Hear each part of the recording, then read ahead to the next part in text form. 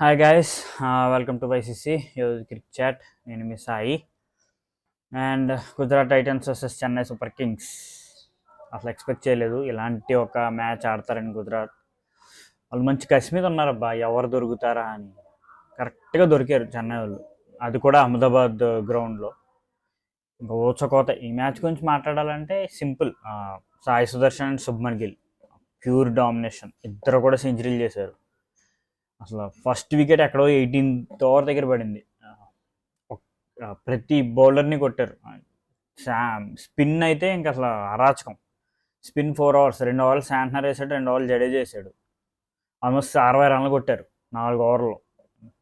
ఒక్క షార్దుల్ ఠాకూర్ ఒక్కడే 4 overs 25 slow runs అయ్యి వర్కౌట్ అయినాయి. తుషార్ దేశ్పాండే స్టార్టింగ్లో ఎక్స్పెన్సివ్ అయినా చివరిలో తను కంట్రోల్ చేశాడు. 4 overs 33 for 2. ఇంకా మిగతా వాళ్ళందరికీ Shivaratri. Simarjeet Singh 4 overs 60, Darren Mitchell 4 overs 52, Jadeja 2 overs 29, Santner 2 overs 31. అసలు పిచ్చ కొట్టుడు, అసలు అరాచకమైన కొట్టుడు. అసలు ఇద్దరు కూడా షార్ట్ టు షార్ట్ మ్యాచ్ చేశారు, Sai Sudharsan and Shubman Gill. Sai Sudarshan what a talent అబ్బా అసలు. సాయి సుదర్శన్ చెన్నై అంటే ఊపు వచ్చేస్తుంది, నాకేం అర్థం కావట్లేదు. లాస్ట్ ఇయర్ ఫైనల్లో కూడా అంతే, 96 ఎంతో కొట్టాడు, 92 Sai Sudharsan. Brilliant batting from these two. And first 6 ఓవర్స్లో దే ఆర్ ఓకే. వికెట్ పడలేదు, బట్ అంత స్కోర్ ఏం రాలా. 6 overs they are 58 for 0. And అక్కడి నుంచే ఇంకా స్టార్ట్ చేశారబ్బా. 15 oversకి దే ఆర్ 190. అంటే ఆల్మోస్ట్ 9 oversలో వాళ్ళు 132 runs కొట్టారు అండ్ 0 వికెట్స్ పడలేదు.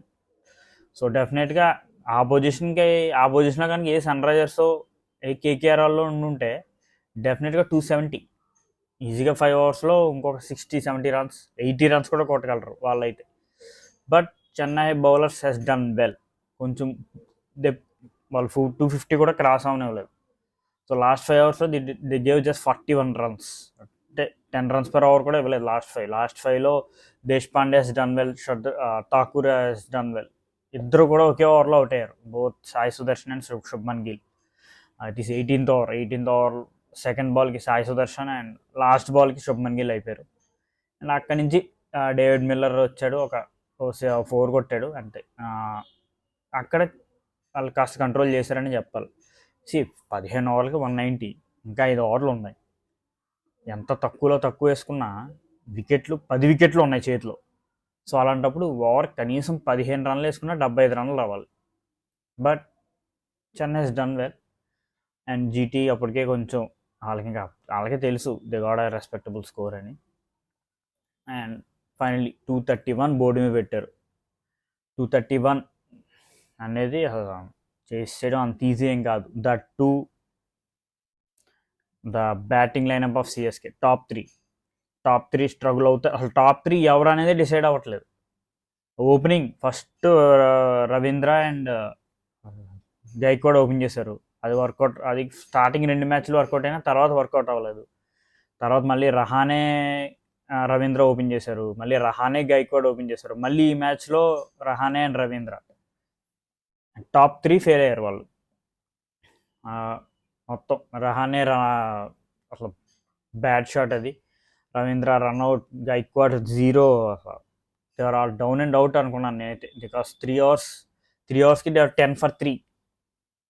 By the end of power play they are 43 for 3. So అక్కడే మ్యాచ్ అనేది అయిపోయింది అక్కడ.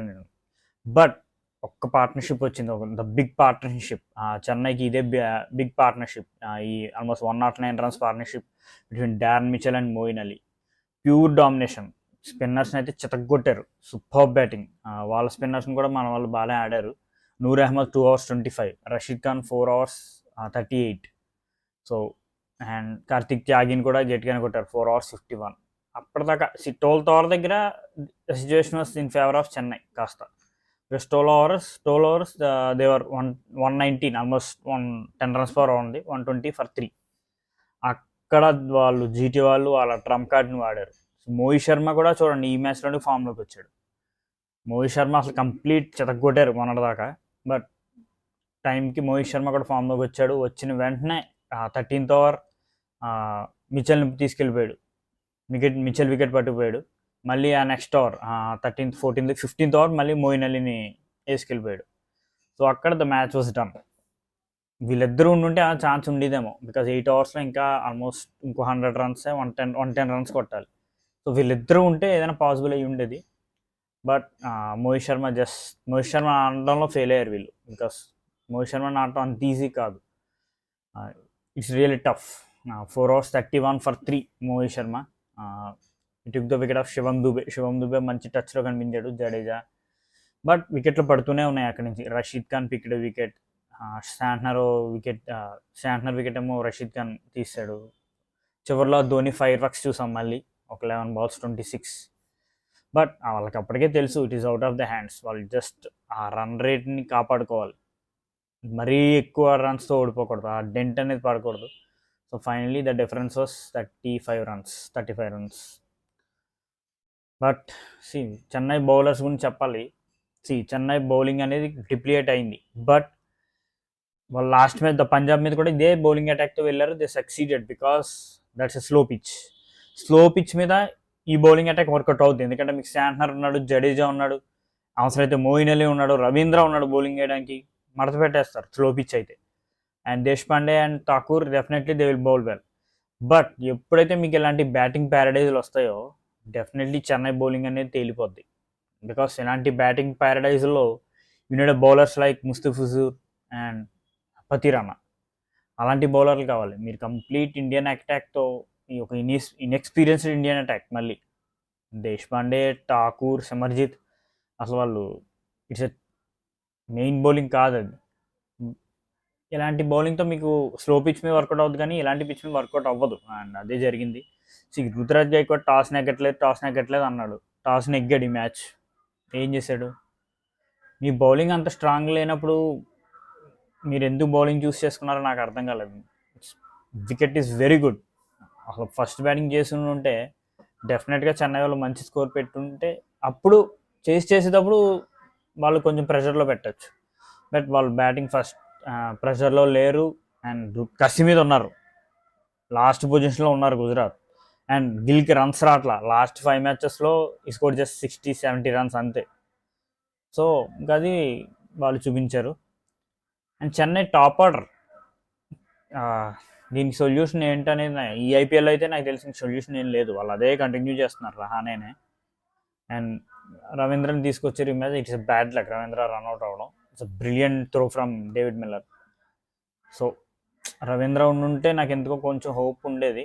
రవీంద్ర ఇలాంటి పిచ్లో హిల్ ప్లే వెల్. అండ్ మీకు ఒకసారి world cup 50-50 world cup first match గుర్తుందా? అహ్మదాబాద్లోనే జరిగింది. రవీంద్ర అండ్ డెవన్ కాన్వే చితక్ కొడతారు ఇంగ్లాండ్ వాళ్ళని. ఆల్మోస్ట్ అది 250 runs 260 runs పార్ట్నర్షిప్. అది వికెట్ పడకుండా కొట్టేస్తారు. So Ravindra play well in this wicket. But ఆ రన్అట్ అవడం it's a big blow. Top త్రీలో ఎప్పుడో ఒక్కళ్ళు సపోర్ట్ ఇచ్చినా ఛాన్స్ ఉండేది. But it's a bad luck and very good win. So points table అనేది చాలా ఇంట్రెస్టింగ్గా తయారైంది ఇప్పుడు. ఓన్లీ టాప్ త్రీ అనేది ఆల్మోస్ట్ సీల్ అయినట్టే. టాప్ 2 అయితే guarantee. KKR and Rajasthan. Sunrisers కూడా ఆల్మోస్ట్ వాళ్ళు ఇంకొక 2 matchలో ఒకటి నెగ్గితే they will come to 16 points.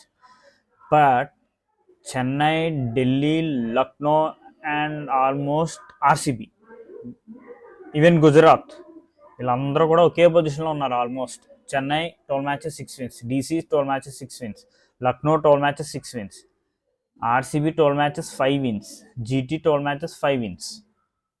So points table అనేది ఇంకా ఇంట్రెస్టింగ్గా తయారైంది. నెక్స్ట్ చెన్నై నెగ్గుంటే ఇట్ విల్ బి అయిపోను. ఆల్మోస్ట్ టాప్ 4 డిసైడ్ అయ్యేవి. బట్ ఇప్పుడు it is turn into very good contest. చెన్నైకి next match is really tough, అందులో డౌటే లేదు. Yes, they are playing in their home ground. వాళ్ళ హోమ్ గ్రౌండ్లో లాస్ట్ మ్యాచ్ ఆడుతున్నారు. But it is versus Rajasthan Royals మీద చెన్నైకి చాలా బ్యాడ్ రికార్డ్ ఉంది. లాస్ట్ ఇయర్ ఐపీఎల్లో 2 matches కూడా ఓడిపోయారు రాజస్థాన్ మీద. Their spinners particularly Chahal and Ashwin, వాళ్ళని ఆడడంలో స్ట్రగుల్ అవుతారు సిఎస్కే బ్యాటర్స్, అందులో డౌటే లేదు. And Boult, Sandeep Sharma and Avesh Khan. So definitely it's a really tough game for Chennai Rajasthan Royals మీద. బికాస్ రాజస్థాన్ కూడా అంత తేలిగ్గా తీసుకోదు ఆ match. Still they are not confirm there spot in top 2. ఆ 9th విన్ రావాలి. సో వాళ్ళు చాలా టఫ్ ఫైట్ ఇస్తారు.